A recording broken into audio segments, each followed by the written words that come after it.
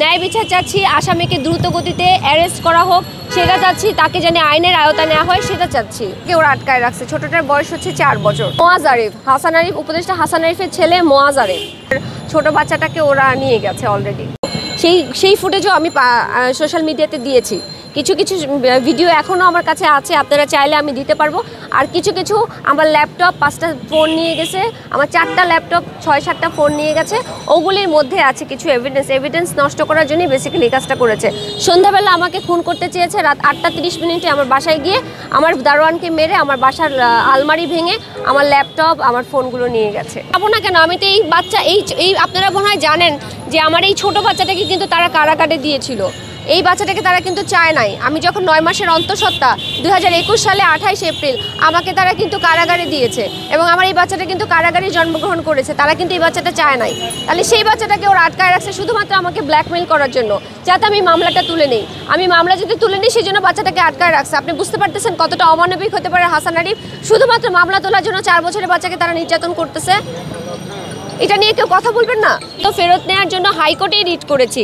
সেই হাইকোর্টের রিটের অর্ডার আমার কাছে আছে। হাইকোর্টের অর্ডার অনুযায়ী 2টা শিশু আমার কাছেই থাকবে এবং তারা ভরণ পোষণ বাবদ আমাকে 1 লাখ টাকা বাচ্চাদের জন্য দিবে, কিন্তু তারা আজ পর্যন্ত আমাকে কোনো 1 আনা পয়সা আমাকে দেয় নাই। এইসব ক্লাবে থাকে, মদ খায়, এগুলি করে।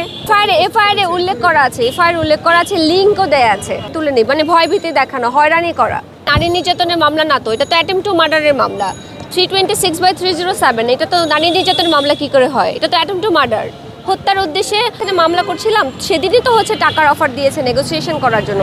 আমরা নেগোসিয়েশনে যাই না, আমরা বলছি মামলা করব। নেগোসিয়েশন ওইভাবে বলে না, বলছেন আমি কি চাই তা সব কিছু বলতে সব দিবে তারা, আমি যাতে নেগোসিয়েশন করি, মামলা যাতে না করি, কিন্তু আমি রাজি হই নাই। রেপিস্টের সাথে আপনার বোনকে আপনি আবার সংসার করতে দিবেন? এই প্রশ্নটা করার আগে একটু ভাবেন। একজন রেপিস্টের সাথে কি আপনি আপনার বোনকে দিবেন? আমাকে কেন ভাবছেন? অবশ্যই না। আমি হচ্ছি ছাত্র আন্দোলনের রাজপথে থাকা মেয়ে। আমি রডের বাড়ি খেয়েছি, গুলি আমার পায়ের এই পর্যন্ত এসেছে। আমি রাজপথে আন্দোলন করেছি। আমি জানতাম না আমি বাড়ি ফিরবো কিনা। আমি সেই রাজপথের মেয়ে, আমাকে কোন দল ব্যবহার করবে? কোনো দল ব্যবহার করার কোনো যুক্তি নাই। আমি হচ্ছি নাগরিক কমিটির একজন সদস্য।